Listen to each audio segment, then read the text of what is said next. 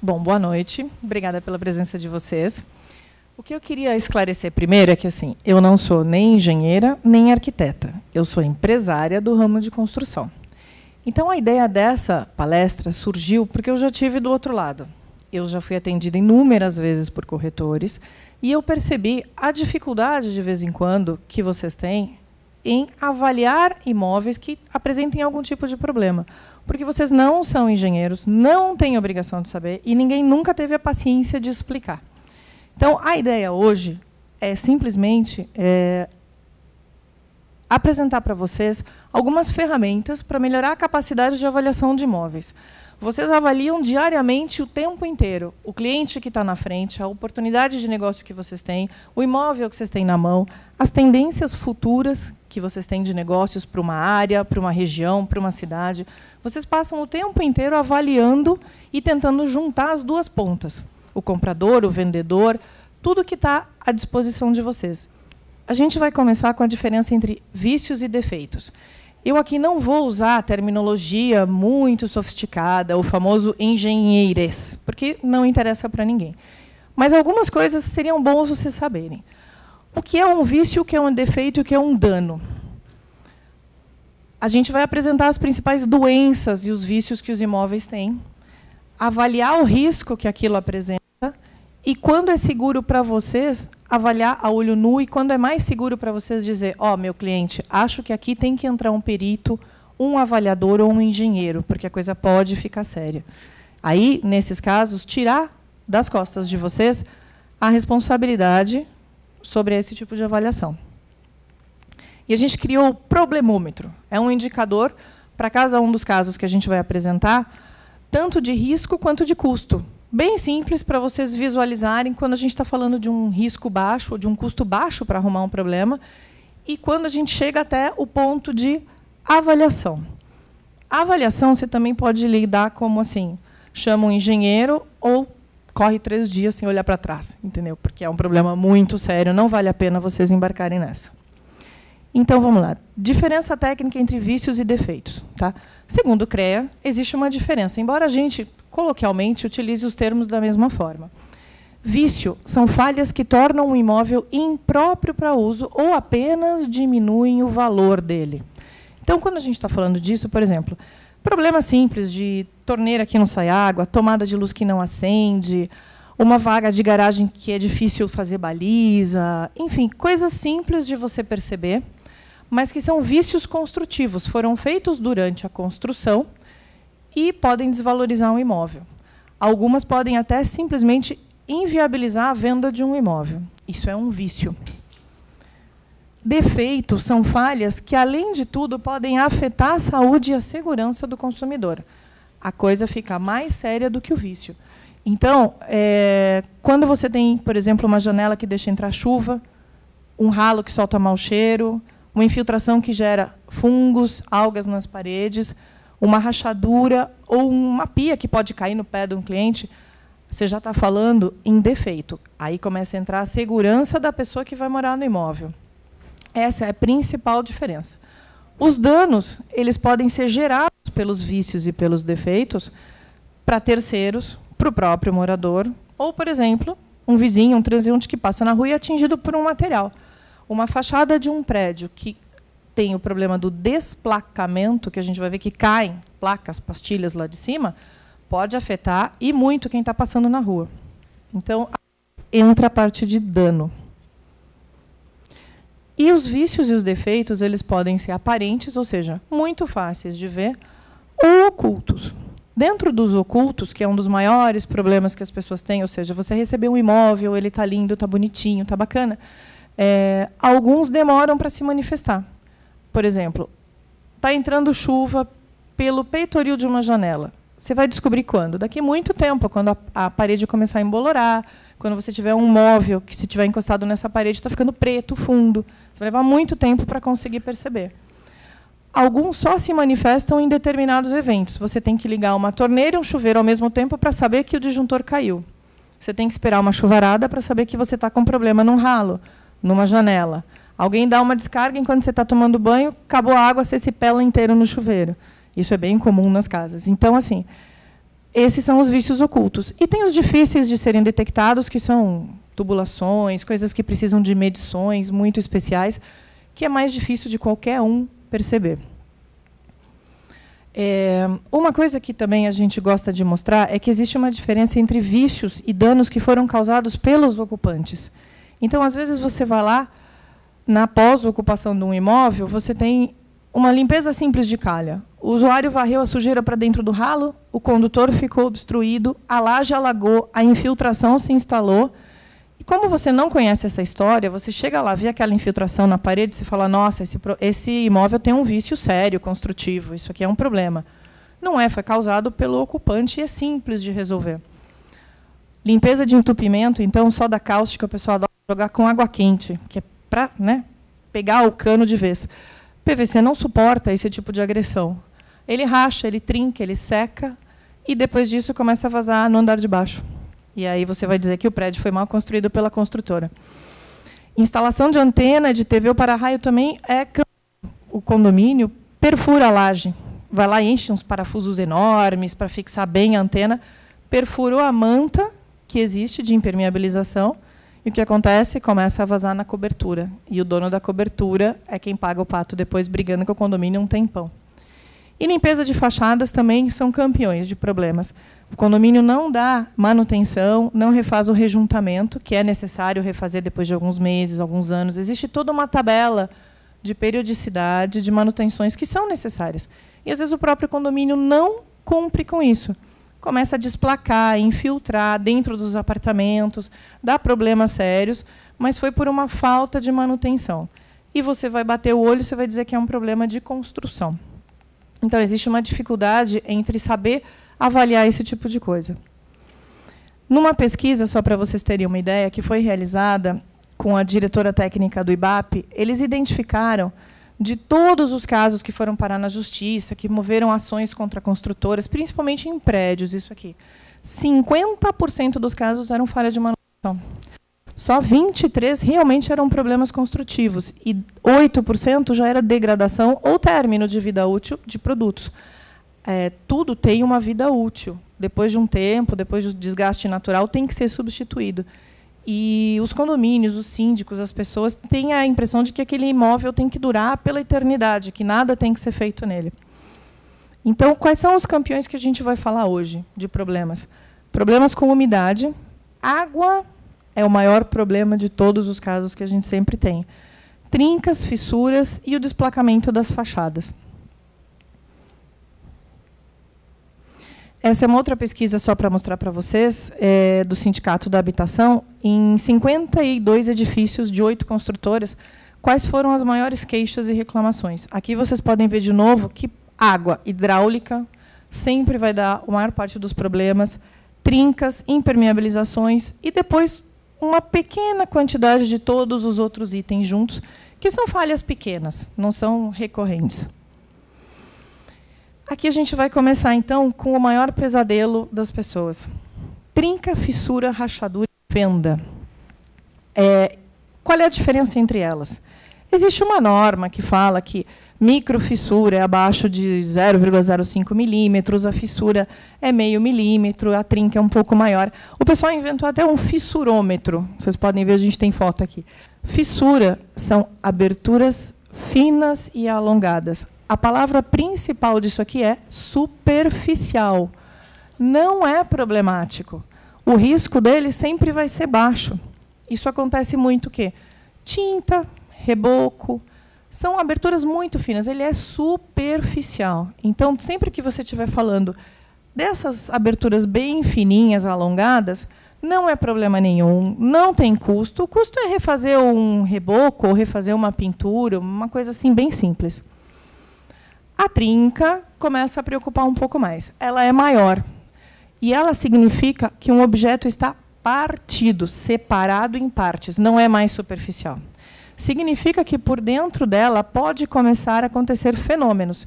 Pode passar vento, pode passar água, pode passar chuva, podem acontecer interferências. Tá? Ela significa já o começo de uma ruptura de um elemento. E ela significa que existe um problema. toda trinca já tem que ser avaliada, porque ela não está ali de graça. Alguma coisa aconteceu. E a gente vai ver agora todas as causas que podem ter para vocês poderem avaliar. A rachadura é muito mais séria. A rachadura já é bem maior. Você normalmente vê através dela, você vê os elementos que estão dentro, você vê as camadas de reboco, de embolso, você vê o tijolo, você vê do outro lado. É uma coisa muito pior. E por ela, não sei se dá para ver aí pela luz, começa a vazar água, começam a entrar coisas em uma quantidade muito maior. Então, isso são exemplos de rachaduras nas casas. Isso é assustador.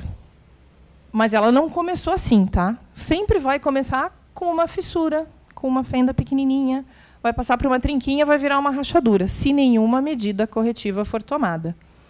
Esse tipo de rachadura que eu estou apresentando aqui, ela, quando ocorre, por exemplo, que nem ali numa parede, ela é simples de resolver. Parece muito feio, mas não tem um custo tão grande. Quando ela afeta estrutura, pilares, vigas, baldrames, a estrutura que segura a casa, aí sim ela é muito problemática. E aqui são as fendas. Tá?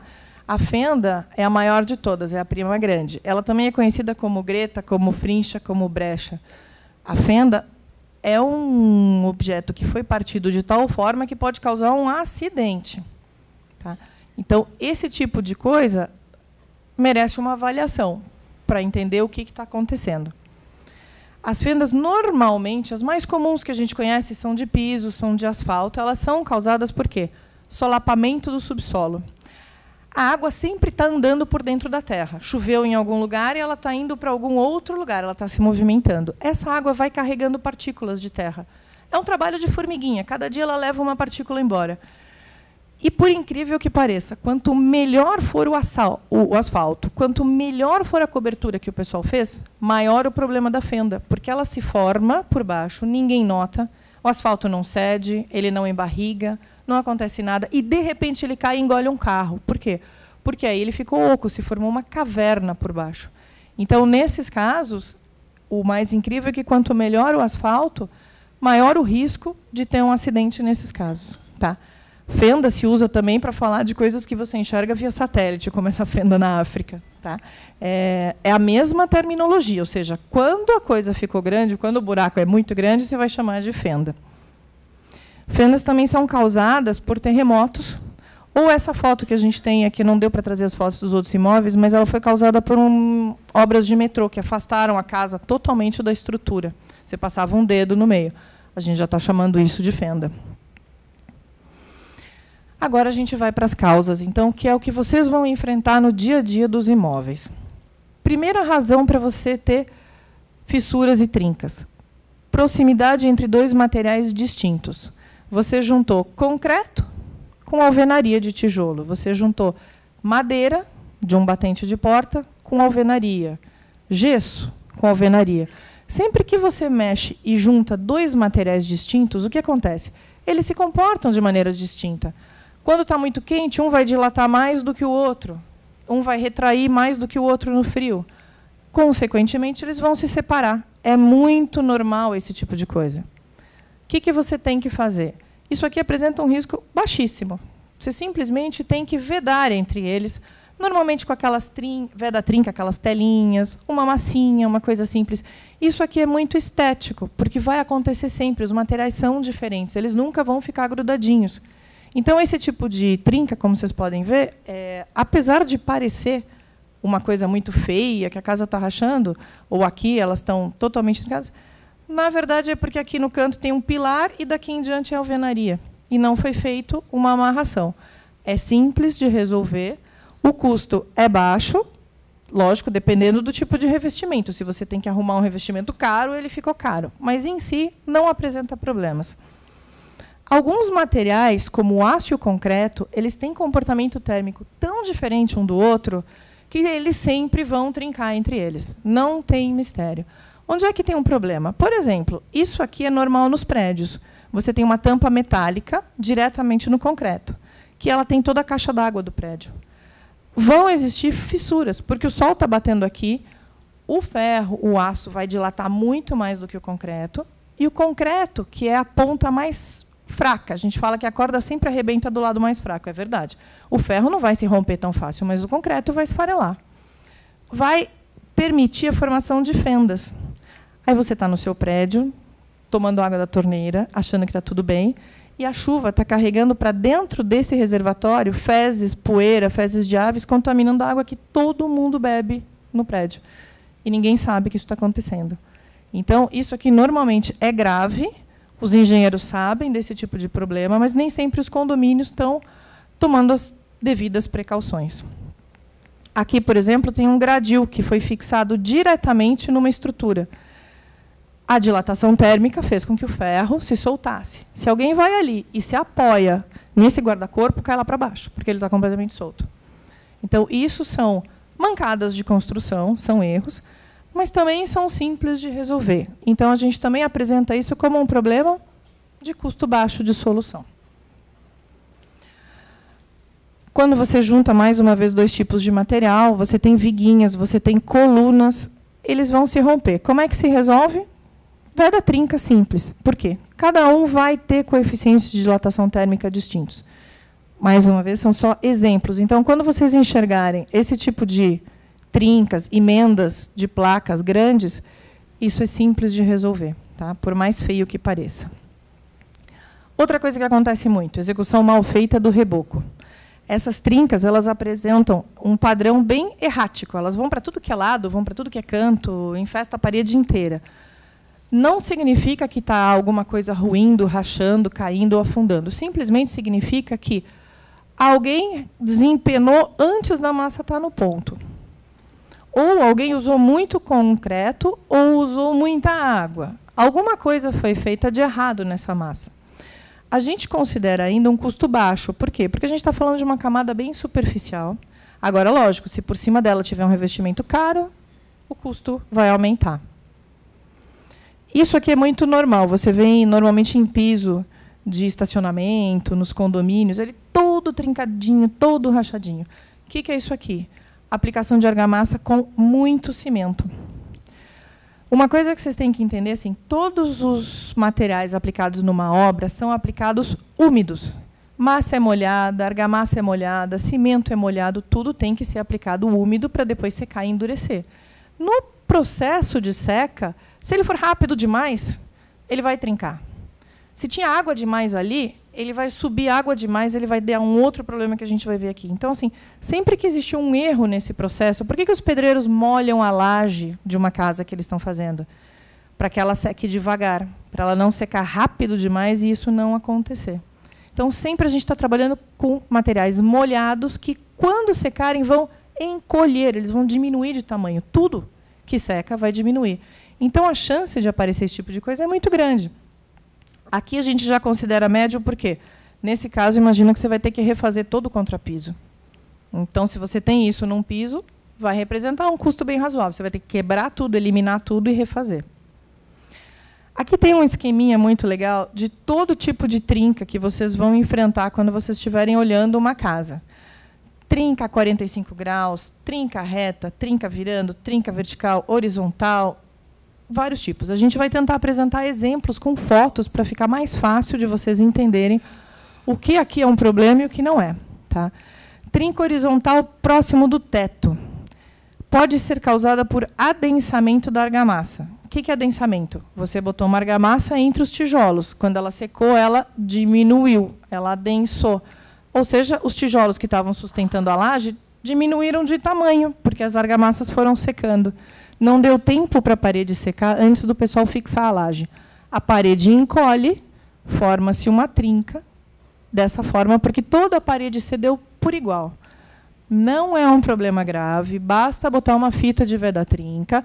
É um assentamento natural dos materiais que demoraram um pouco mais para secar. Tá? A amarração.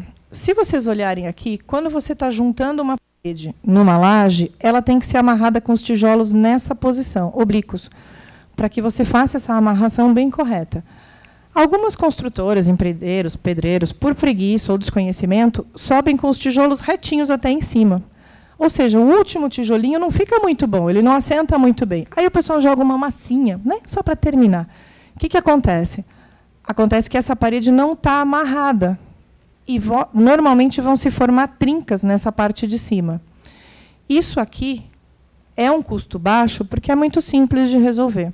Você vai abrir a trinca e vai laçar. Laçar uma trinca significa passar ferros no sentido contrário. Então, a trinca vem daqui para cá, eu vou passar os ferros no sentido contrário e vou amarrar, passar uma massa dura de cimento, refazer o meu revestimento, está tudo resolvido. Então, normalmente, trincas horizontais próximo do teto não são problema estrutural. É um problema estético. Foi causado, lógico, por uma inabilidade, mas não representa problema para cliente nenhum de vocês. Fissuras nas paredes em direções aleatórias. É o que a gente estava conversando. Falta de aderência de uma pintura, a retração de uma argamassa de revestimento, a retração da alvenaria ou falta de aderência da argamassa. Então, essas trincas, normalmente, não são problemáticas. Não sei se dá para ver aqui pela foto que está um pouco escura. O que acontece? Quando a argamassa de revestimento é aplicado úmido, ele vai diminuir. Se você errar a dosagem, ela vai formar umas cicatrizes nela. E o problema maior é o seguinte, por essas fissuras, começa a passar água de fora para dentro. Aí o problema começa a ficar sério.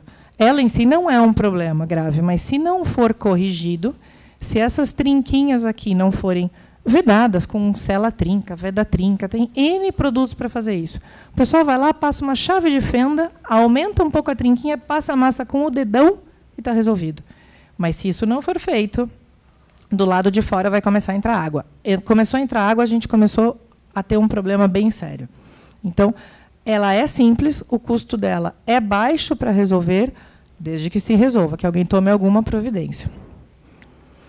Colapso de materiais. Isso é muito fácil de ver em casas antigas, onde não é dado manutenção. Olha o estado da pintura que está. Ela começa a deixar penetrar a água. A pintura ela tem que ser refeita a cada 2 anos. Isso é indicado por qualquer fabricante. As pessoas adoram deixar a casa 10 anos sem pintura. O que acontece? A parede vai começar a ser lavada pela chuva. E o cimento é feito de vários materiais. Ele tem sais, ele tem um monte de materiais lá dentro, ele tem cal, que começa a reagir com essa umidade constante e começa a vir para fora. Então, você vê toda a pintura saindo e aquele pó branco vindo para fora. Isso nada mais é do que falta de manutenção. O problema é o seguinte, a partir da hora que passou de um certo ponto, as camadas de reboco estão comprometidas. Qual o custo disso daqui? Tirar o reboco todo, descascar, refazer, repintar. Nada muito grande, nada monstruoso, mas isso é normal. Você vê isso em casas antigas, em casas mal cuidadas o tempo inteiro. É um custo baixo, não dá problema.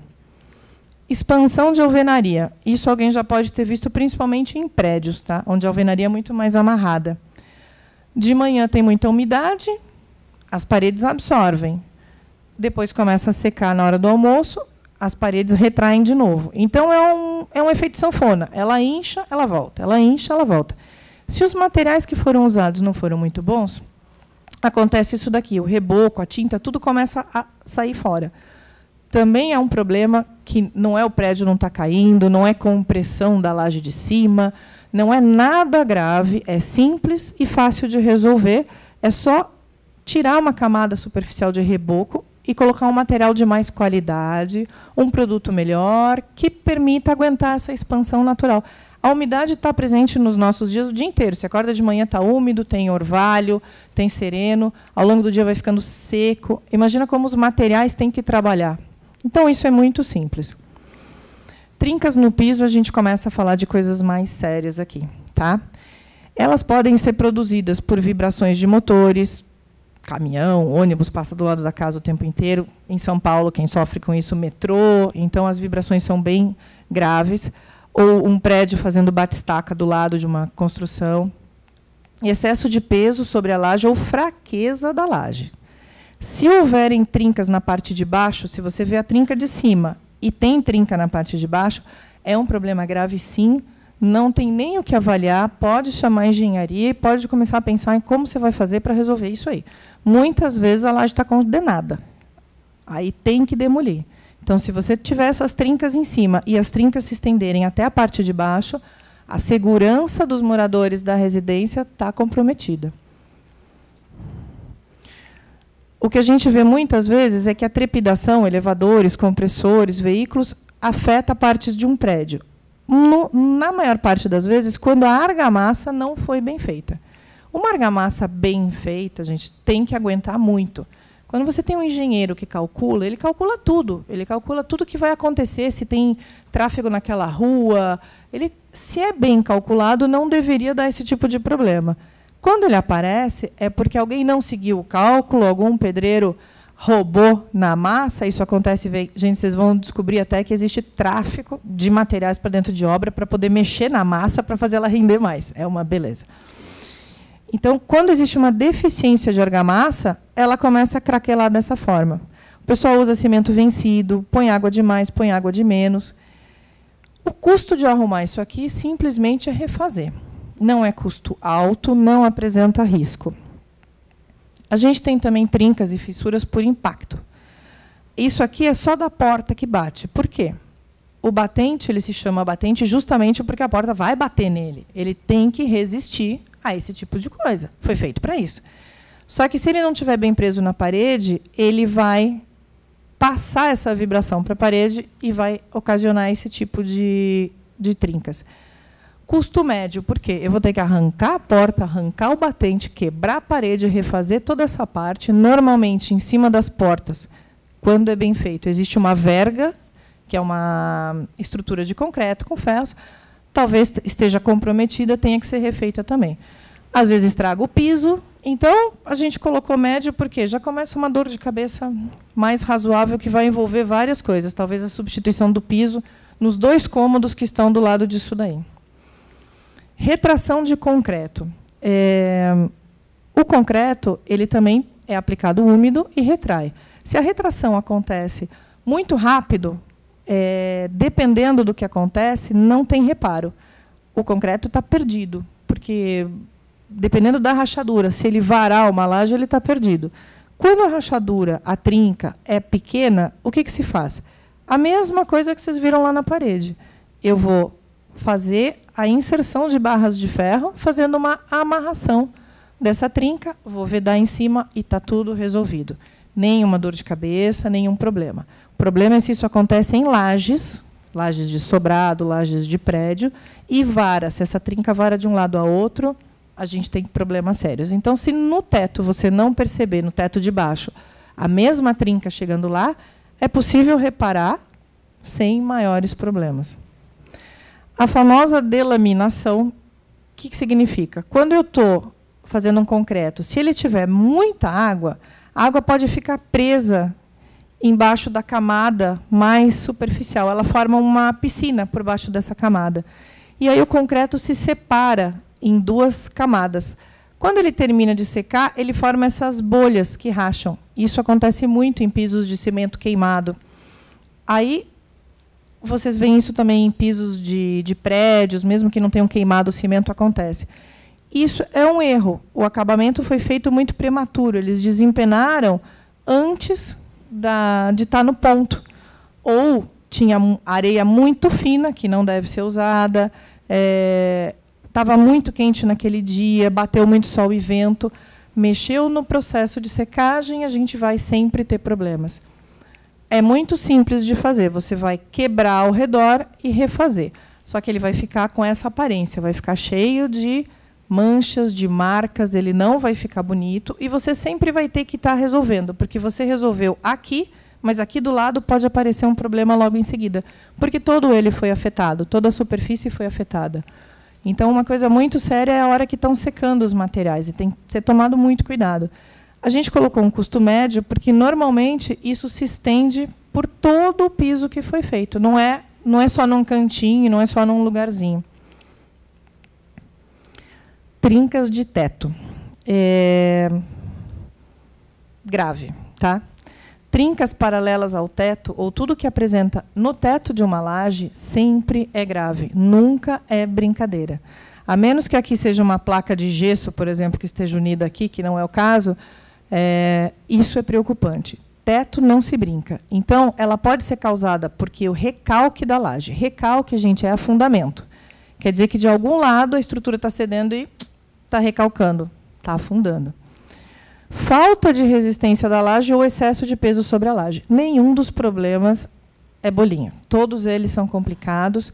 Sempre que vocês olharem para cima e enxergarem uma trinca, tem que pedir uma avaliação. Por favor, não vão dizer para o cliente de vocês que é gravíssimo, vão dizer que é necessária a presença de um engenheiro. Mas não tentem avaliar vocês mesmos, tirem das costas de vocês, porque isso pode ser um problema muito sério. O que mais acontece é troca de uso. Foi feito um imóvel para uso residencial. Alguém alugou, passou para o comercial.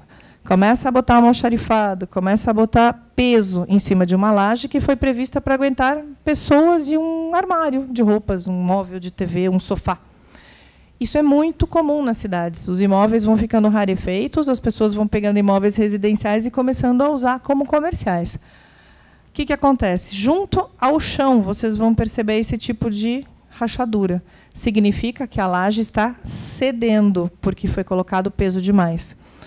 Só a título de curiosidade, que a gente não vai ensinar engenharia para ninguém aqui, num prédio residencial, você vai colocar a carga como 160 quilos, 200 quilos por metro quadrado. Porque nunca, no espaço de 1 metro quadrado, você vai apoiar algo com mais de 200 quilos ali. Não é normal nos móveis das pessoas.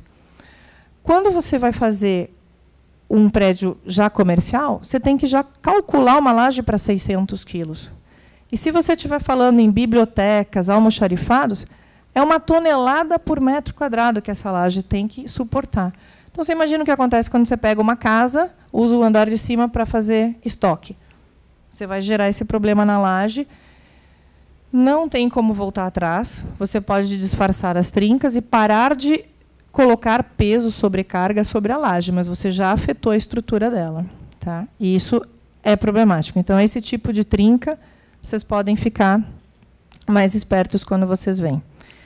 Trinca inclinada, tá? É sempre um sintoma de afundamento.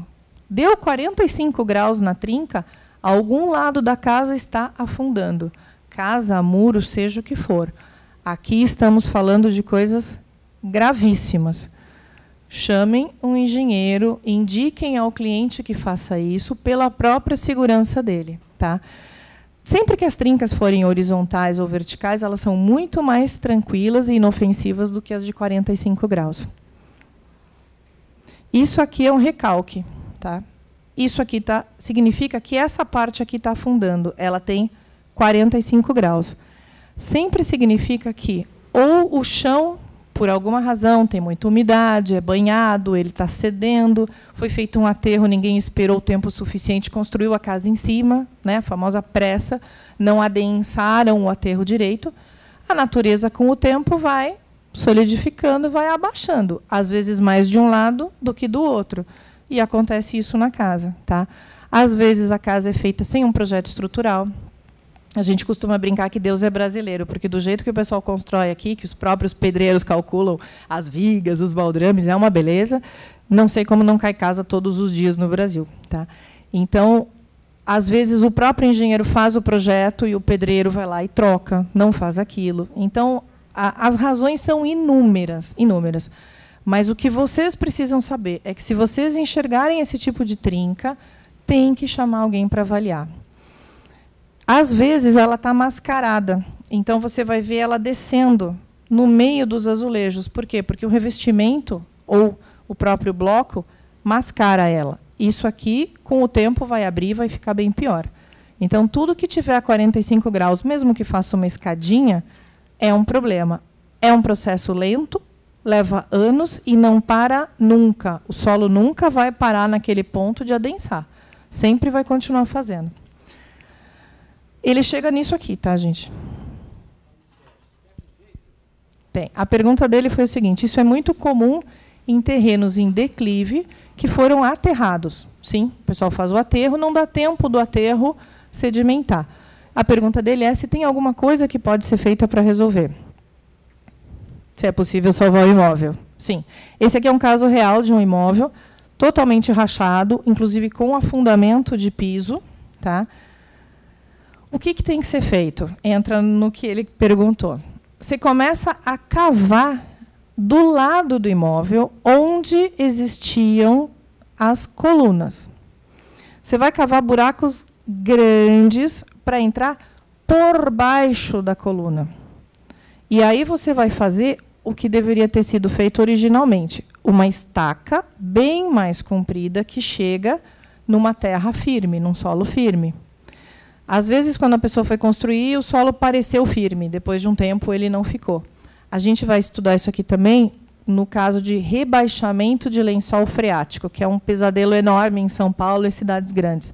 Acontece isso, o solo era bom, mas deixou de ser por causa de uma obra lá a 1 quilômetro de distância que me encheu no lençol d'água que tem natural do terreno. Então, vocês vão, nesses casos, ter que pegar todos os pontos onde a casa está afundando. Normalmente, ela sempre afunda mais de um lado do que do outro. Eu nunca vi nenhuma afundar direitinho. E ela vai descendo, você vai descendo, vai fazendo tudo isso aí, e vai colocando essas estacas, coloca macaco hidráulico para levantar a casa, e concreta. Você vai fazer uma estaca bem forte de aço e vai concretar. O que você fez? Você fez o que originalmente deveria ter sido feito, um estaqueamento até uma terra firme que suporta a casa. Tem solução? Tem. Não é barata. Dependendo da quantidade de pontos que tem que ser feito isso, é complicado. Dependendo do padrão do imóvel, vale muito a pena salvar. Dependendo, vale a pena desmontar algumas paredes e tentar refazer alguma coisa num sistema mais barato. Mas esse aqui é o sistema normal. Em cada coluna, você teria que fazer um buraco desse onde está havendo o recalque. Portanto, qualquer trinca a 45 graus representa custo, problema. Às vezes, o imóvel vai ter que ser totalmente embargado, porque não compensa fazer isso aqui. O custo do imóvel não compensa o custo do reparo, porque ele é um imóvel velho. Às vezes, compensa mais demolir. Eu ia trazer um monte de fotos de catástrofes, botei só uma, porque assim, as pessoas acabam achando que isso não acontece, mas acontece. Tem prédios que tombam inteiros, tem prédios que afundam, tem gente que morre por quê? Por erros de construção. Tá? Içara, em Santa Catarina, é um município à beira-mar. Isso costuma acontecer bastante, porque o terreno tem areia, tem presença de água constante que bate. Então, isso acontece. Terrenos assim são um pesadelo. Outra coisa que costuma acontecer, abaulamento de piso, tanto para cima quanto para baixo. Tá? Também é recalque, ou seja, afundamento de estruturas. Mas pode ser, em algumas questões, a expansão do subsolo. Solos com muita presença de água, às vezes se expandem e empurram o piso para cima. É mais difícil de ver. Normalmente, a gente vê ele afundando. Mas o piso também levanta por causa dessa pressão de água. Tá? Nesses casos, se vocês enxergarem esse tipo de abaulamento, o contrapiso está comprometido e tem que ser refeito. Mas isso não significa nenhum problema mais grave para a estrutura. Significa que você vai perder aquele piso, vai quebrar e vai refazer uma estrutura ali. Eles chamam em inglês de blow-up, tá? Que é a flambagem que pode acontecer nos pavimentos, só para vocês verem como é que fica. Mais trincas horizontais próximas do piso. Tá? A gente já falou sobre a sobrecarga, a troca de uso de um imóvel. Tá? O afundamento também pode dar esse tipo de trinca. E a subida de umidade das paredes dá esse tipo de trinca. Às vezes, a laje não está afundando, não tem problema nenhum, está subindo umidade. E essa umidade está afetando as paredes. E as paredes, então, estão se soltando. Os tijolos, entre eles, onde tem argamassa, começam a se soltar. Porque essa umidade tanto vai, que começa a penetrar e esfarelar os componentes de liga do cimento. Então, no caso de uma avaliação, é mais fácil perceber se isso é grave ou não. Pode ser só umidade também. Tá? Trinca vertical. A trinca vertical, ela acontece normalmente por falta de amarração da parede com algum elemento estrutural. Você construiu os pilares da casa, concretou. Depois está chegando com a alvenaria. Aí o pedreiro foi lá e só encostou os tijolinhos. Não tem amarração nenhuma entre eles. Ele não botou pedaços de ferro, não botou nada. Nos muros, isso é muito comum também. O que acontece? Acontece uma separação vertical dos dois materiais. Não é grave, a casa não está caindo, não está dando nenhum problema, mas você vai ter uma dor de cabeça um pouquinho maior para resolver o problema. Você vai ter que quebrar tudo isso daqui e fazer uma amarração com os ferros por dentro. Falta de cinta de amarração dá esse tipo de problema, mas principalmente quando você encosta a parede em coluna. Muito comum. Um dos casos que eu não coloquei aqui, porque a gente não achou as fotos, não deu tempo, é quando essa trinca é horizontal, mas exatamente junto à laje. Vocês veem muito isso nas construções. Terminou de entregar uma construção, ela está toda trincadinha junto à laje. Por que isso acontece? A mesma separação dos materiais, mas principalmente porque a laje, às vezes, ela chega na obra verde.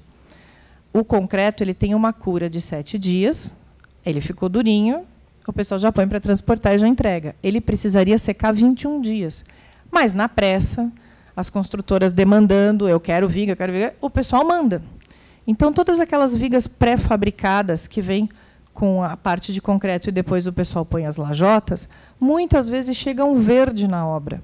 Você vai lá e ainda joga o quê? Concreto molhado em cima. A hora que tudo aquilo reduz de tamanho, acontece uma retração e acontece essa trinca, de fora a fora. Não é culpa de quem construiu, não é um problema grave, também resolve com cela trinca, e é muito normal. Você vê a construção novinha, recém-pintada, ninguém nunca morou e está todinha trincada junto à laje. Outras coisas que vocês vão ver. Dilatação de materiais. Tá? Eles sempre vão aumentar e diminuir de tamanho em função da temperatura. Só para vocês terem uma ideia, perto da linha do trópico do Equador, uma laje de cobertura pode chegar a 70 graus ou mais quando bate sol nela. Como é que ela funciona? A parte de cima vai esquentar muito, mas a de baixo não, porque ela é grossa. A de cima vai arquear, a de baixo não. Ela vai fazer um abaulamento. Esse abaulamento vai provocar fissuras. Por quê? Porque essa laje está amarrada nas paredes. Então, ela vai carregar as paredes junto com ela quando ela começa a levantar, a abaular. O que é feito normalmente quando esses casos são graves? A gente, sempre que pode, coloca ventilação para aliviar o calor que tem, coloca um telhado em cima de uma laje, pinta de branco, coloca itens como isopor, materiais que tiram um pouco esse calor da laje. Mas no Brasil isso é muito comum, principalmente nos prédios. O pessoal termina sempre a cobertura e deixa a laje exposta ao tempo. Então, isso aqui é normal. Vocês veem em cima dos prédios a rachadura dessa forma. Essa foto é ruim de ver, tá? Mas a rachadura está aqui em cima e ela vem descendo. Ela forma esse 45 graus. Isso é porque o pessoal amarrou muito bem a laje. Quando ela dilata, ela arranca e puxa as paredes junto com ela. Alguém vai ter que trincar, em algum lugar vai ter que romper o sistema. Então, isso é muito normal no topo dos prédios. Em casas também acontece quando a laje está diretamente exposta ao calor. É uma temperatura violenta. Se alguém já tentou andar descalço em cima de uma laje, sabe do que eu estou falando. Queima o pezinho, que é uma beleza. Então, o que tem que ser feito? O custo aqui é só uma questão de recuperar revestimento, porque você vai também selar a trinca e não tem o que fazer. E, normalmente, se sugerir que mexa na cobertura para diminuir a temperatura. As muretinhas também sofrem muito com essas dilatações térmicas. A maioria delas racha, porque é um sol muito grande, principalmente no Brasil, que, às vezes, no final de tarde, você tem uma chuvarada, a mureta está estalando de quente, vem uma chuva gelada e dá aquela trincada nela, porque é muito grande a variação de temperatura. Esses materiais não são feitos para aguentar esse tipo de coisa. Isso é normal. Agora, se começar a ocorrer infiltração de água, você pode ter isso aqui pode cair tudo. Pode cair lá embaixo tudo isso. Por quê? Porque a água vai começando a fazer os seus caminhos e separando os materiais. Então, é grave? Não, é simples de resolver. Mas, se ninguém fizer nada a respeito, vira um problema grave. Tá? Isso vocês vão ver em mureta de casa, em mureta baixinha, em muro, acontece bastante. Problema de aderência. Fachada de prédio com desplacamento. É normal, vira e mexe tem pastilha caindo em tudo que é prédio. E aqui que acontecem problemas de maior custo, porque sempre vai mexer no custo grande para o prédio. Às vezes você não tem mais aquela pastilha, não encontra aquela tonalidade, não existe mais aquilo. Como é que você vai reparar isso numa extensão tão grande? E o problema também nunca é localizado. Ele costuma ser generalizado. Quando começa a aparecer é porque foi mal feito. Acontece dentro dos imóveis, por estufamento, e acontece do lado de fora. Então, assim, tanto Isso aqui é só argamassa, que está esfarelando e saindo fora. Tá? Pode ter problema em azulejo, mal fabricado, mal queimado. Portanto, ele permite que se penetre água nele. Um azulejo de fachada não poderia fazer isso, acontece. Argamassa vencida. O emboço, que é a camada que fica atrás disso tudo, pode ter sido aplicado com problemas. Assentamento. Junta de dilatação. Os prédios têm que ter juntas de dilatações muito grandes. Uma fachada de um prédio recebe sol nela inteira, ela vai inteira aumentar de tamanho. Se ela não tiver essas juntas, vai acontecer isso. Encolhe, estufa, as placas vão começar a cair. Ou armazenamento. Se você deixar o azulejo tomar chuva, também vai dar esse tipo de problema. Então, o que acontece? Execução inadequada é a única coisa que a gente pode falar nesses casos. Tá? O pessoal não lava a fachada antes de chapiscar, não põe as juntas, põe uma espessura de argamassa muito maior do que deveria. O pedreiro quer correr, ele quer fazer medição, ele quer receber, então ele vai mandando ver. Ou argamassa batizada, essa é a mais bonita, gente. Os pedreiros contrabandeiam gesso ou cimento para dentro da obra, escondido, para adicionar nessa argamassa e tornar mais fácil essa execução. Rende muito mais, ele encosta mais fácil nos cantinhos, é bem legal. O que acontece depois? O gesso vai reagir com os componentes do cimento, vai formar um composto muito expansivo e vai deteriorar tudo, ele vai estufar. Mas isso acontece mesmo em obras grandes, mesmo com fiscalização, o pessoal faz isso. Tá? Quem é que está mais sujeito a esse tipo de problema? Edifícios muito altos, muito esbeltos, com estrutura muito complicada, lajes grandes, lajes em balanço, que a gente chama que é aquela laje pendurada para fora, ou lajes de grande extensão, aquele 1 por andar que tem uma laje monstruosa. Ela vai ter um trabalho muito grande de compressão nessa laje. Cerâmicas escuras e muito espessas também sofrem com isso. Por quê? Porque ela esquenta muito. Uma cerâmica preta numa fachada vai esquentar tanto que ela vai ter a tendência a se descolar sozinha do revestimento, pelo tanto que ela estufa e volta. Tá? Danos a esse tipo de destacamento é que podem cair sobre carros e pessoas, causando prejuízos e danos ainda maiores até a vida. Então, isso sempre é problemático. Casa térrea, normalmente, ninguém se preocupa muito, mas em prédio... E as famosas fissuras estruturais. Tá? Isso aqui é uma laje em balanço, é uma laje pendurada para fora. Se ela não for bem calculada ou não tiver de acordo, ela vai trabalhar de uma forma diferente do resto da construção, vai trincar tudo. E aqui são as fissuras de deformação estrutural dos edifícios. Isso aqui são problemas graves, tá, gente? Isso aqui não é fácil de resolver. Você pode tampar, vai aparecer de novo. Você pode corrigir, vai voltar. E você não tem como demolir o prédio. Então, aqui vão ser tomadas sempre medidas paliativas recorrentes para resolver o problema. Afastamento dos prédios. Cada prédio é construído numa época e eles não são amarrados entre si. Eles têm que ter comportamento separado. Só que o que acontece? A maioria das pessoas não põe a vedação entre eles. Entra água de chuva e vai acumulando, vai fazendo uma lâmina de água, um paredão, uma piscina entre os prédios. Vai afetando todos os apartamentos que estão aqui, porque os vãos não foram tampados. Isso é muito comum. O pessoal economiza em calhas e rufos de vedação entre os prédios, não só em cima. Às vezes o pessoal põe em cima e não põe nada na lateral. A chuva de vento vai entrar da mesma forma. Todos os apartamentos vão ser prejudicados. Então, é uma coisa simples, barata de resolver. Se isso estiver acontecendo num apartamento, é só resolver com o condomínio e tira o problema de vários e vários moradores que estão lá sofrendo.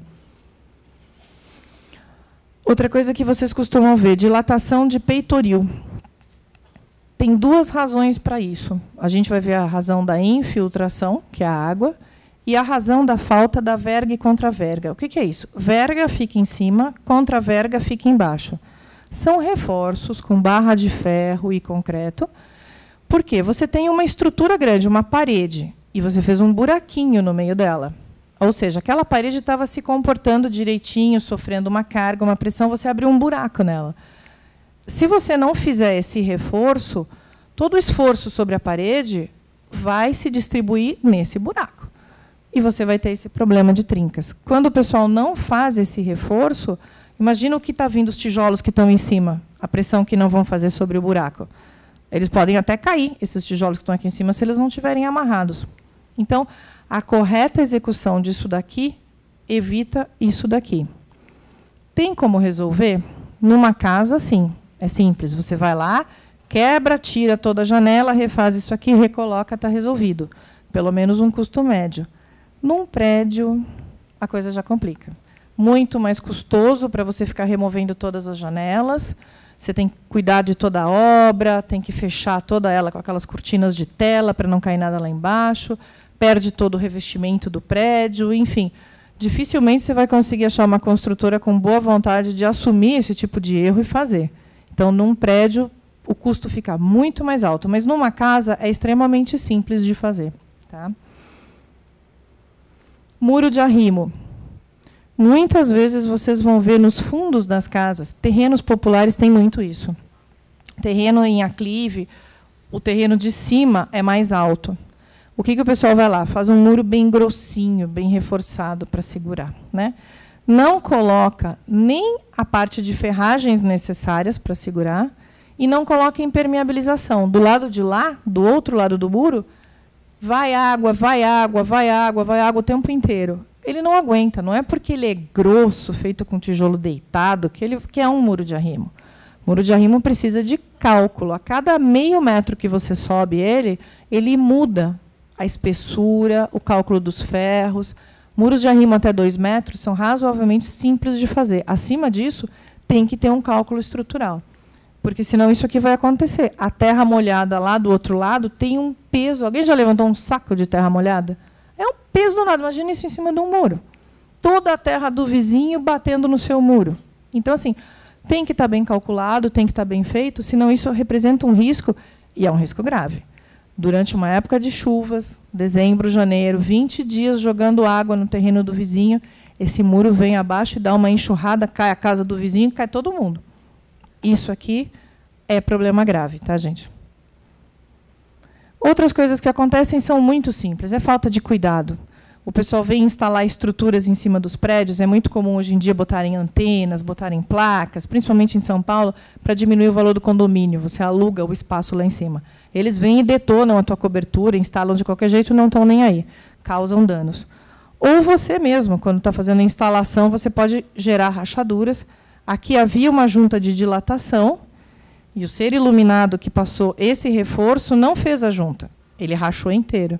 Então, às vezes, são as barbeiragens de obra, são simples de resolver, mas, às vezes, dão uma dorzinha no bolso. Tá? Erros de projeto. Um cano de caldeira que passa embaixo do contrapiso e não tem nenhum tipo de isolamento térmico. Passa gás quente ali. Aquecedores centrais de prédios muito públicos, a gente vê isso. Principalmente em hospitais e coisas assim, por onde você faz essa exaustão, o pessoal sai passando o cano perto da laje e não isola. Então, ele vai rachar inteiro. E a alvenaria autoportante mal executada. Está tudo rachado aqui, está entrando chuva. Por quê? Esse bloco não é autoportante, mas o pessoal brinca que é e usa como se fosse. Então, está na moda fazer essa alvenaria. O que o pessoal faz? Pega os blocos de concreto, faz um furinho dentro, põe as barras e concreta como se estivesse usando uma alvenaria autoportante. Economiza na caixaria, não precisa botar aquelas madeiras, não precisa amarrar. Autoportante. A pergunta dele é o que é autoportante. Autoportante é uma estrutura que não precisa daquelas colunas e vigas. Ela se sustenta sozinha. Um exemplo fácil de vocês entenderem, casa feita com tijolinho maciço. Você vai amarrando os tijolos, você não põe colunas. As colunas você vê nas casas feitas de tijolo furado, baiano, bloquinho, tijolo de cerâmica. Porque ela é autoportante, ela segura toda a carga da laje em cima dela sem nenhum problema, ela se distribui por igual. Então, existem materiais autoportantes que você compra e usa.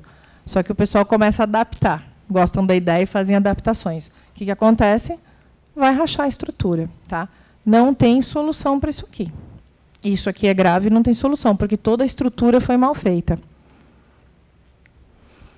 Isso aqui é um pesadelo muito grande, principalmente em grandes cidades como São Paulo e outras que têm excesso de prédios. Alterações na vizinhança. Rebaixamento de lençol freático. O que acontece? Quando você vai fazer um prédio, normalmente o subsolo serve de garagem e ele vai para baixo. Quanto mais andares para baixo você tiver, maior é o problema. A Terra, né, nosso querido planeta, tem água circulando por baixo dela inteira. Tem os famosos lençóis de água, lençóis freáticos. Circulam em várias direções, várias camadas, várias alturas.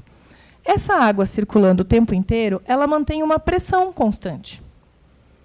Quando você começa a mexer com essa água desse subsolo, você está afetando não só a pressão de onde você está construindo o prédio, mas de todo lugar por onde ela passou. Você imagina que isso é como se fosse um riozinho subterrâneo. Tá? Então, o que acontece? Você vai construir esse prédio, você tem que fazer uma garagem. Para fazer uma garagem, você constrói essa estrutura, põe uma bomba e começa a jogar essa água para fora de lá, porque você não quer que a tua garagem inunde. E essa bomba vai funcionar o resto da vida lá no prédio. Com isso, você consegue afundar todos os andares que você precisa, só que você bateu num lençol. Esse lençol estava estável, até você começar a mexer nele. É como você abrir uma torneirinha. E o que tinha pressão constante, deixa de ter pressão. Ele está escoando para fora numa torneira. Você mexeu com a natureza quando você faz isso. Então, pessoal, aqui, só para ilustrar, tá? As bombas estão puxando e estão rebaixando o lençol. Só que esse lençol freático ele serve para N quilômetros de construções e tudo. O que acontece quando começa a ficar? Começa a baixar o nível de água em toda a região. Aquele terreno que tinha uma pressão sustentando ele, deixa de ter. Ele começa a ficar seco, começa a afundar, porque ele não tem mais aquela pressão. Tá?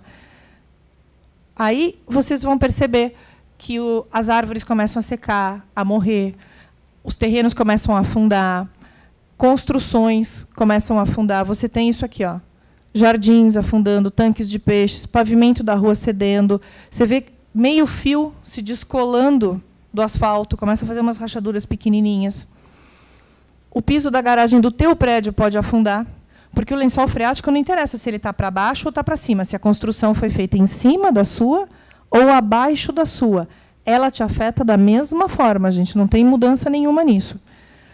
Você pode começar a ter recalques diferenciais. O que é isso? Aparecem trincas na sua casa, o prédio inclina, os azulejos caem, começa a cair placa de revestimento de piso, trinca nos vidros das janelas, as janelas de correr, que antes funcionavam bem, começam a engripar. Por quê? Porque está entortando. Elas começam a não andar direito. Portas passam a não fechar e você começa a ter vazamento de gás e vazamento de água. Isso pode acontecer a 3 quilômetros da tua construção. Você não faz a menor ideia do que está sendo feito. Só que esse rebaixamento de lençol freático é super sério e afeta as construções vizinhas. Eu tenho casa minha em São Paulo, que foi feito um prédio a 1,5 km. Todas as casas daquela quadra estão rachando. Provavelmente elas tinham pressão do lençol freático, deixou de existir, começa a afundar. Pois não. Então, existem setores que deveriam fiscalizar, mas a gente sabe que são feitos por pessoas, e pessoas se corrompem. Então, acontece muito de algumas aprovações que não deveriam ser feitas, serem feitas. E isso aqui é muito sério. Você pode ter problemas muito graves em prédios e você não sabe o que está acontecendo, porque estão construindo bem longe. Aquilo não importa, não é seu vizinho. Importa, sim. Essa distância, esse lençol, pode se estender por quilômetros. Então, às vezes, você vai culpar uma construtora que fez uma casa, alguma coisa, mas é uma outra que está gerando o problema. E, naquela época, o solo era estável, era firme, estava tudo certo. Mas o cenário mudou. Tá?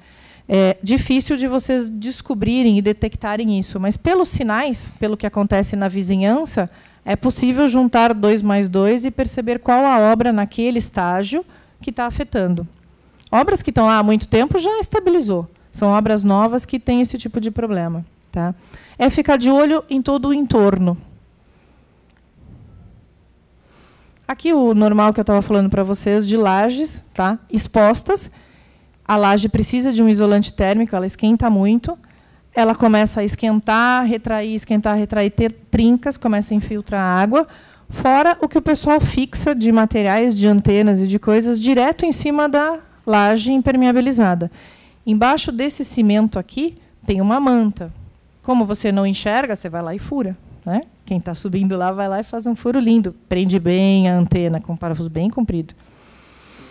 Vamos falar de taludes também. Taludes são barrancos a 45 graus. Esse é o termo técnico. Não é barranquinho, é talude. Se vocês quiserem falar chique, é só falar talude. Tudo que tiver corte a 45 graus é um talude. Se vocês olharem essas árvores, elas estão saindo assim, ó. O que significa? A árvore não cresce assim. A árvore tem que crescer para cima, reto. Elas estão saindo de lado. Isso é um sinal de que esse talude vai cair. Está havendo desbarrancamento. Já está caindo um pouco e as árvores estão indo junto com eles. Sempre que vocês encontrarem vegetação nessa posição, é porque o talude está afundando. Aqui é só para vocês entenderem um pouco da terminologia, tá, gente? O que acontece? Quando a água cai no terreno, seja chuva, esgoto, rio, ou ela vai por cima ou ela vai por baixo. O que entra por dentro do terreno e infiltra forma esse fluxo de água subterrâneo, que alimenta os lençóis freáticos que a gente estava conversando. A água andando dentro do terreno se chama percolação. E o desenho que ela faz é único, é só dela. Depende de onde ela pega um terreno mais poroso, um mais argiloso, buracos, o que ela vai encontrar por dentro, ela vai criar um caminho. Tá? Então, toda a água que está caindo aqui vai infiltrar. E qual a tendência dela? Se acumular aqui embaixo e fazer pressão. Quando a chuva é muito grande e a terra satura, se vocês pegarem terra seca, ela é firme. Você pega a terra mole, ela é um pudim, né? Ela vai se tornando saturada. Muita saturação, muito molhado esse terreno e poucas chances dessa água sair para fora.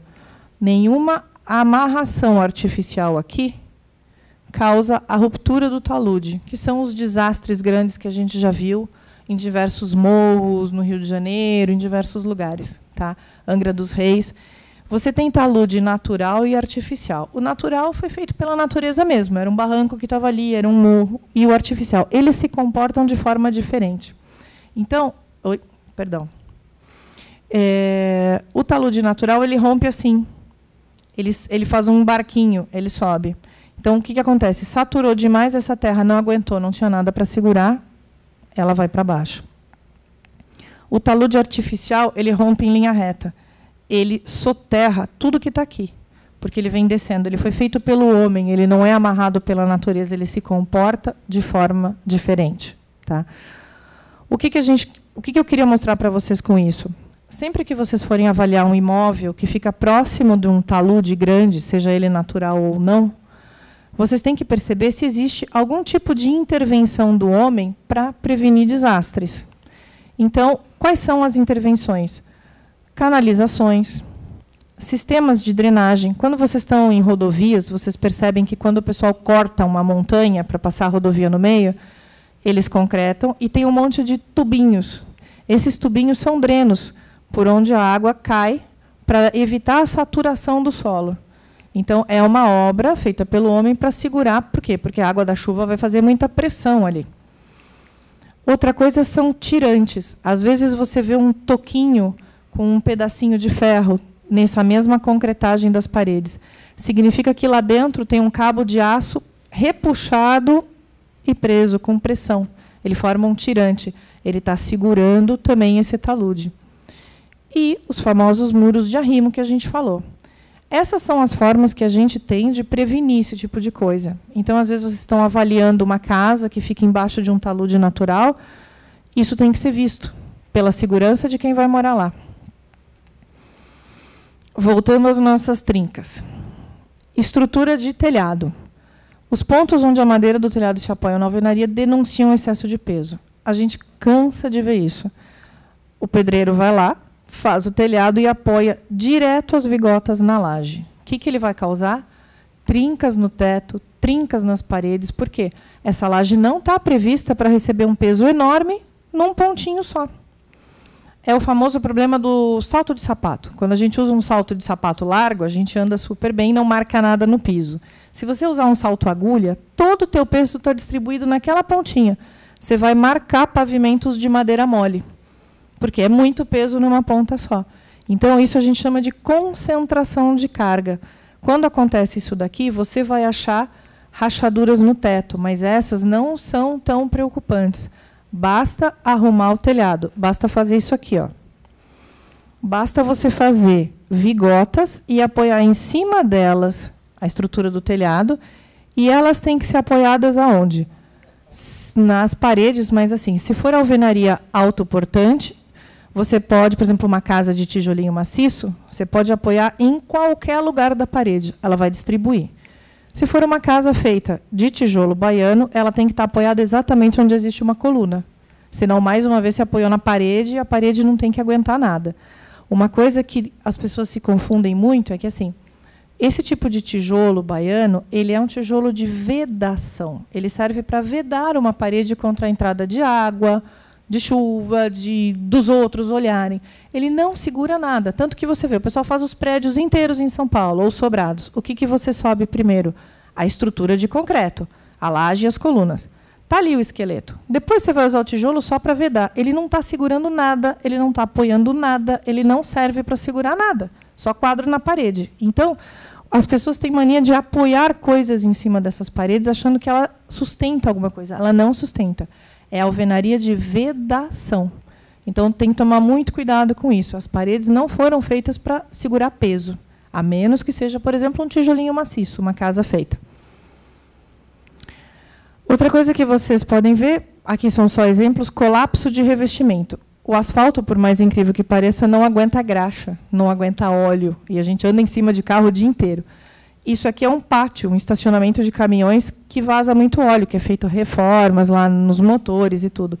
Ele não aguenta. Então, existem materiais que não aguentam as coisas que caem em cima deles. Não foi o pátio mais bem feito para eles, tinha que ser um pátio de concreto, não de asfalto. Infestação de cupim. Aqui eu já percebi que não é tão grave. Não sei se alguém tem algum caso muito grave para contar de Piracicaba, mas em São Paulo é gravíssimo.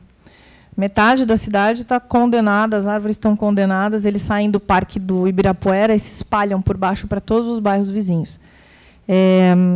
Eu aqui fiquei sabendo de casos onde uma retroescavadeira caiu dentro de um buraco de cupim e sumiu lá dentro.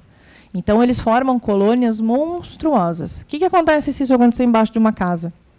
Vai dar recalque de fundação, a casa vai afundar, não é por culpa de ninguém, é culpa de cupim, de formigueiro, porque eles vão tirar toda aquela terra, eles vão deixar tudo aerado, tudo furadinho. Então, o que estava sustentando a casa já era. Nesse caso aqui, está meio ruim de ver, mas aqui está cheio de trincas. Porque os cupins andaram por dentro da parede, comeram a parede e começaram a desestabilizar os materiais. Então, eles também são formadores, além de comer toda a estrutura de madeira, eles também comem paredes. Tá? Então, eles não atacam só móveis, rodapé, porta, batente. Eles comem estruturas, eles só não comem ferro, o cimento eles comem. Tá? Então, o que é necessário nesses casos? A famosa barreira química. Ao redor da casa, você vai perfurar vários pontos, vai encher de veneno e vai tentar vedar a tua casa da entrada dos cupins alheios. Pelo menos você protegeu a sua propriedade. Tá? Isso deveria ser feito no começo das obras, não depois que a gente está morando lá, que depois que ele já está instalado. Mas a maioria das pessoas não faz. Tá? Então, é a saída para resolver um problema de um imóvel que tenha isso. Não é barato, porque ele pode ter comido as estruturas e aí precisa de avaliação. Dilatação de peitoril, número 2. Esse não é por problema de verga e contra-verga, é por problema de infiltração, água. Os peitoris das janelas, eles têm que ser feitos de algum tipo de material que proteja a entrada de água, porque aqui acumula, faz pocinha d'água aqui durante a chuva. A chuva bate com muita força. E as pessoas, às vezes, fazem um peitoril decorativo. Põem umas cerâmicas, põem alguma coisa para bonito, não para isolar a entrada de água. E acontece exatamente isso. Acontece toda essa umidade e acontecem as rachaduras. A presença de água constante vai fazer uma área afetada por dentro e por fora, mais ou menos nesse formato. É o que você vê normalmente embaixo das janelas. Tá? A umidade que entrou vai te causar transtornos nos móveis, no bolor, no mofo. E a umidade que ficou para o lado de fora Depois, quando a parede seca, vai retrair, aquela área toda molhada retrai, ela cria o quê? As famosas trincas a 45 graus. Ó. Trinca aqui, ela vai trincando toda essa área. Por quê? Porque umedeceu. Aqui tem uma cerâmicazinha só em cima, aqui não tem nada. Então, fora isso, o desenvolvimento de micro-organismos que são nocivos à saúde. Por que acontecem essas infiltrações, principalmente nos prédios? Os montantes, as barras que formam a janela, são ocas. Se infiltrar água pelo lado, ela corre por dentro e acumula exatamente aqui. E essa água acumulada vai achando sempre um caminho para baixo. Tá? Outra coisa é a parte dos peitoris. Né? O pessoal coloca e não coloca por baixo da janela. Eles deixam pontos de entrada para a água penetrar. Às vezes ele é só bonitinho, só para inglês ver. Terminou a obra, ele vai lá e põe uma soleira de granito. Ai, que lindo. Só que não colocou por baixo. Não gerou um ponto em que ele possa fazer uma vedação. A água vai entrar mesmo para dentro da parede e vai dar problemas. Aí vocês vão ver as paredes todas cheias de bolor. É razoavelmente fácil de resolver. Quebra um buraquinho aqui embaixo, põe uma soleira nova entrando um pouquinho para baixo. Está resolvido o problema. Outra coisa, redes de proteção. Muito comum nos apartamentos que tem criança. Todos os furos dos parafusos não são vedados. A rede ela forma caminhos em que a água mesmo ela já leva a água para dentro do furinho e isso causa problemas nas paredes. Janelas que são fixadas com parafuso ao invés de contramarcos. Ou seja, você fez um furo na parede por onde vai entrar a água. Tá? Fora deficiências que a gente vê em manutenção predial, tá? Que é uma criação de samambaias. Outros fenômenos a gente até teve nessa última chuvarada grave que teve aqui, que caíram árvores, esse mini ciclone que atingiu Piracicaba. Teve prédios aqui, a gente tem um cliente no edifício Strauss, ali na Paulista. Vários apartamentos tiveram água jorrando para dentro. Por quê? Existe uma coisa de pressão de vento. A chuva bate na fachada do prédio, mas com o vento, imagina, a fachada do prédio é gigante, ela forma um paredão, recebendo chuva, e o vento vindo reto, o que acontece? Ele pode vir ascendente ou vir reto. Ele mantém essa água aqui presa com pressão contra a janela. Então, a água não tem como escoar e escorrer pela fachada, ela fica presa, o vento fica bombeando essa água de volta para dentro. Ela passa pelos furinhos que deveriam escoar e começa a entrar para dentro dos trilhos das janelas de correr. Então, o vento joga a água para dentro, ela borbulha para dentro. Principalmente aquele vento que assobia mesmo, que vem batendo na fachada do prédio. Não existe solução possível para esse tipo de coisa. Por quê? Os trilhos eles têm que ter furos para escoar água. Eles têm comunicação entre eles para que toda a água, se você for limpar a sua janela, a água escorre para fora. Quando existe essa pressão de escoamento por vento ascendente ou vento reto, você não tem como escoar essa água. O prédio inteiro vai encharcar. A gente estava fazendo manutenção num piso, estava lixando para aplicar bona, que é o sinteco à base de água, perdeu tudo, encharcou tudo com a madeira desprotegida. Por quê? Porque durante a chuva o prédio inteiro sofreu com esse problema. Ou troca todas as janelas do prédio, ou não tem o que possa ser feito. Tá? Uma infiltração que vocês vão perceber em apartamentos que acontece e que é de dificílima solução é por falta de capacidade, erro de cálculo ou deficiência na hora de confecção das peças. Ralo de banheiro que fica úmido ao redor do ralo, por cima. E, às vezes, essa umidade cai para os rejuntes. As pessoas não conseguem entender o que está acontecendo. Você tem o ralo, mas é ao redor dele, por cima está úmido. Todos os prédios, na parte da cozinha e dos banheiros, por lei, tem que ter uma manta que faz essa impermeabilização, para evitar que essa água daqui de cima, por algum problema, caia no apartamento de baixo. Tá? Só que o que acontece? Não basta drenar essa água, que corre por cima do piso. Ao redor desse dreno, nos rejuntezinhos, sempre vai entrar um pouquinho de água. Onde essa água vai parar? Na manta. Ela vai formar uma piscina dentro da manta, porque da manta ela não escapa. Então, essa água vai sempre caindo ali e ela não sai, não evapora, não tem para onde sair. Não é feito um segundo dreno, que é isso aqui, ó. Você tem o primeiro piso, aqui são os rejuntezinhos. A água que penetra por aqui vai cair nessa manta. E ela não vai conseguir sair daqui. E ela vai dar essa umidade que vai ficar permanentemente dentro do box, dentro das áreas molhadas. Por quê? Porque rejunte não é impermeável, gente. E ao redor do ralo também tem cimento. Não é impermeável. Entra água, sim. Então, o que deveria ser feito? Um segundo ralo que permita que essa água que caiu aqui vá embora. Por excesso de zelo, deveria ser feito um terceiro. Caso a manta seja furada por alguma razão, aquele terceiro ralo pega a água que cai. Mas um segundo já estaria louco de bom. E o pessoal não faz. Então, tudo que passar pelos rejuntes vai armazenar na manta, vai ficar preso e não tem por onde sair, nem por onde evaporar. Eu já reformei prédios em São Paulo que tinham 3 dedos de água. E o que acontece com essa água? Dependendo de quanto essa manta subiu pela parede, que normalmente é pouco, gente, é 20 centímetros, o pessoal só faz a curvinha, o necessário. Essa água aqui vai subir pela parede. Então, as paredes ao redor do banheiro, por fora, vocês vão andar e vão ver sinais de umidade. Por quê? É a água que está na manta, que não tem para onde sair, vai subir pela parede. Isso é super comum, a gente vê isso nos prédios e o pessoal não consegue resolver.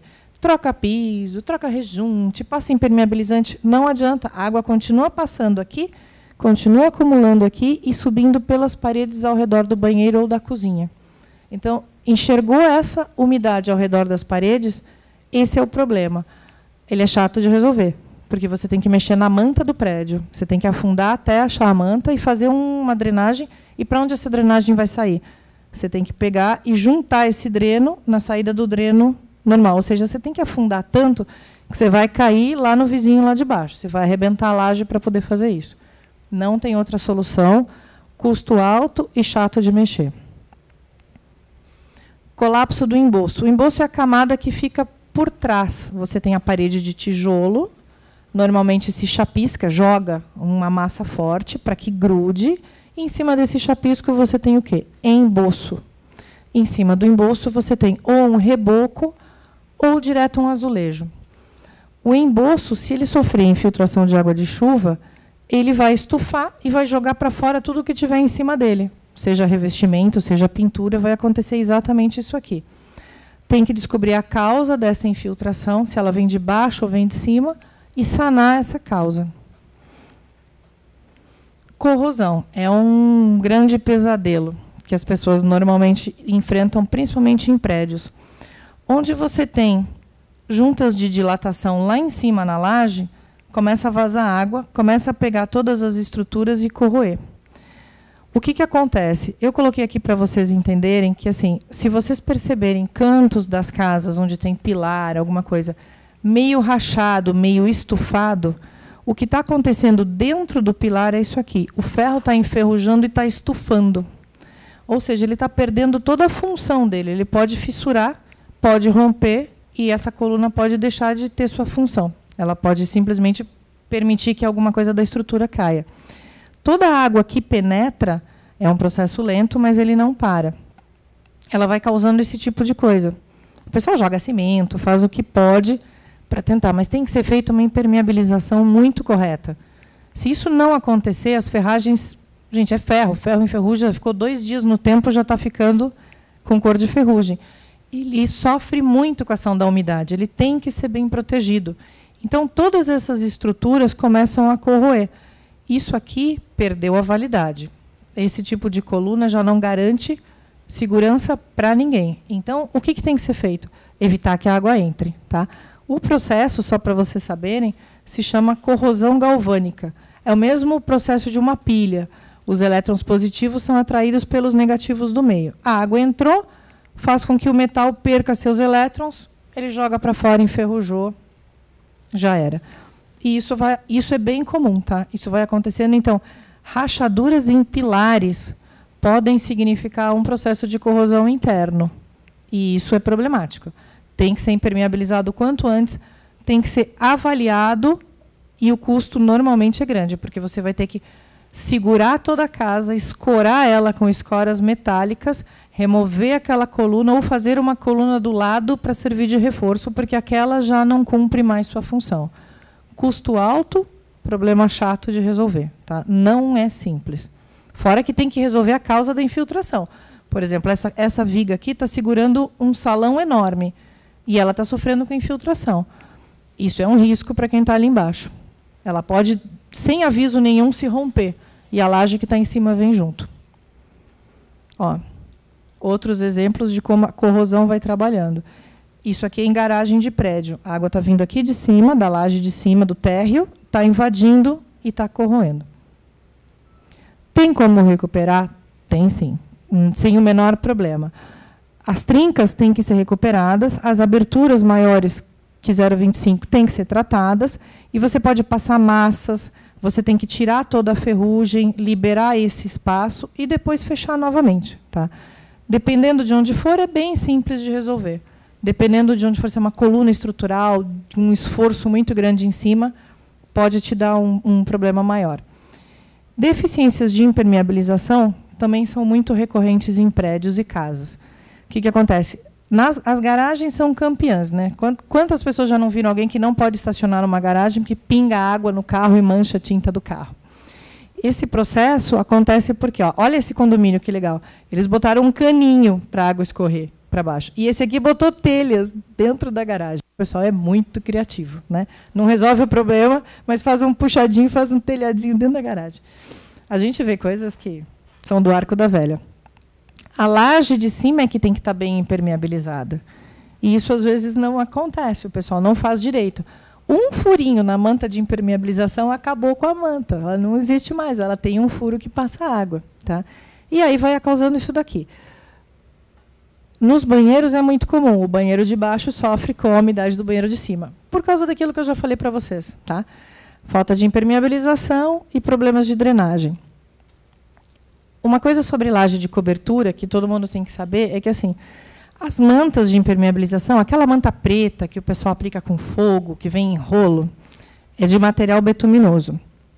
Por incrível que pareça, gente, elas são sensíveis ao calor.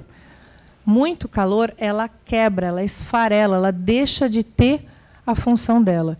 Tanto que o pessoal que aplica sabe que, na hora de usar o fogo, tem que ter muito cuidado. Ele passa o fogo e tira, deixa a manta esfriar. Passa de novo e tira. Se ele ficar segurando o fogo em cima, ela seca, quebra e esfarela. Só que a gente já viu que a laje chega a 70 graus. Uma laje normal. Imagina quando tem uma manta preta. Aí esse número ultrapassa em muito. Ela esfarela na hora, trinca, deixa de ser uma manta. Então, ela é a solução, mas ela é um problema também, onde a temperatura fica muito alta. Então, não basta, às vezes, você ter um contrapiso ou um revestimento em cima da manta. O que o pessoal faz? Põe a manta e joga um cimento em cima. Fala, beleza, está protegida. Não está, porque aquele cimento chega a 70 graus. Danifica a manta, ela deixou de existir. Foi dinheiro jogado no lixo. Isso em casa, em prédio, em qualquer lugar. Então, o que é necessário fazer? Você tem que proteger essa manta. Você tem que botar um material que seja um isolante térmico. Você tem que baixar a temperatura em cima dessa manta. E se o local não é usado, você pode colocar... Ninguém pisa lá em cima, uma laje que ninguém vai. Você pode botar blocos cerâmicos, pode só colocar eles em cima. Ou aquela argila expandida, aquelas bolinhas de argila que se compra, placas de isopor, alguma coisa que diminua a temperatura. Lógico, o melhor é sempre colocar um telhado. Às vezes não é possível, mas pelo menos baixar essa temperatura. Existem pessoas que são bem criativas, que mantêm água em cima. A água esquenta da mesma forma. Forma uma piscina de água quente lá em cima. Mas, assim, o que é necessário saber? A manta, acima de 70 graus centígrados, esfarela. Ela não serve para mais nada. O que tinha que ser feito ao redor dos ralos, quando você tem aquelas mantas? Você tem que fazer várias argamassas, várias saídas. Tá vendo? A água entrou pela argamassa, passou no contrapiso. Chegou na manta, ela tem que ter uma segunda descida. E isso também não é feito normalmente. Então, a água que cai e fica em cima da manta fica empoçada em cima das coberturas. Por que ninguém gosta de comprar apartamento de cobertura? O maior drama, o que é? A laje de cima. Quem tem uma cobertura sofre constantemente com infiltração. Por que às vezes é valorizado, às vezes é desvalorizado um apartamento desses? Por causa disso. Porque o pessoal faz a manta e não deixa a água da manta escapar de volta na drenagem. Ou a manta esquenta, a manta esfarela, a manta é perfurada por uma antena. Quem sofre é o dono da cobertura, que normalmente vive processando o condomínio, vive brigando nas reuniões de condomínio, tentando que alguém resolva o problema deles e ninguém resolve, porque ninguém sabe o que está acontecendo. O prédio foi entregue pela construtora e parecia que estava tudo em ordem. Então, esses são problemas que, se vocês estiverem avaliando uma cobertura, vocês podem detectar o que está acontecendo e indicar para o cliente o que pode ser feito. A lixiviação, uma palavra chata de falar, significa o quê? Que quando está entrando água, os carbonatos que estão presentes nas misturas de argamassa estão sendo dissolvidos e eles formam crostras. Que é o quê? Aquela aguinha branca que pinga no carro e mancha a tinta e não sai nunca mais. Por que acontece isso? Muitas vezes porque a chuva é ácida, principalmente em locais poluídos, e algumas vezes porque na laje de cima, onde é o térreo, o pessoal está lavando com aqueles detergentes ótimos, que você passa uma vez com soda cáustica e fica tudo branco, lindo. Só que o que penetrou de água com soda cáustica pelo rejunte está caindo lá embaixo nos carros. Está fazendo isso, está lixiviando tudo que tem dentro do cimento e passando lá para baixo. Então, a chuva, junto com os detergentes, faz um estrago muito grande no piso do térreo. Acontece que as manchas, elas são chatas, elas não saem, mas o maior problema é que o concreto que está ali está sendo enfraquecido, ele está sendo lavado. Então, isso aqui é o que a gente costuma ver nas garagens, essas marcas, em tijolos. Isso tudo são carbonatos que estão presentes na massa e que estão indo para fora. Onde pegar mancha, se pegar na tinta do carro, não sai mais, você pode polir, passar cera, o que você quiser inventar. Ele queimou. E acontece muito nos prédios por causa disso. A chuva ácida e os detergentes que são usados na laje do piso térreo. Coisas simples, fáceis de resolver, mas que o pessoal não atenta. E, às vezes, a gente não é nem por culpa de quem está cuidando. O síndico, normalmente, é uma pessoa de muita boa vontade, pouco tempo, e não tem obrigação de ter esse conhecimento todo. Então, às vezes, não é culpa do síndico de não estar cuidando, mas falta de conhecimento técnico. As patologias, que são as doenças em si que se instalam, aí a gente vê pelo resultado do que aconteceu. Normalmente, onde tem água, tem fungo, tem bolor e tem, inclusive, algas. Tá? No escuro, as algas são marrons. Onde tem sol, as algas ficam verdes. Isso são algas por infestação constante. Tá? Não faz bem à saúde, é um problema que tem que ser resolvido e só se resolve com impermeabilização. Para encerrar, eu vou mostrar para vocês 2 casos de como uma avaliação bem feita pode evitar uma tragédia. Tá? Lógico, são casos extremos, é só para vocês entenderem o raciocínio. Isso aqui é um piso externo, um asfalto, todo trincado, rachaduras. Quem nunca viu isso num asfalto, principalmente em zonas de periferia, em zonas de montanha, de morro, de barranco, isso é muito normal. Tá? O que a gente ensina aqui? Olhar o entorno. Olhe ao redor para ver se isso aqui é grave ou não é. Nunca tire conclusões em cima de uma trinquinha só. Tá? O que aconteceu nesses casos? Além das trincas da rua, foram encontradas trincas inclinadas no muro da casa. O que significa isso? Está afundando.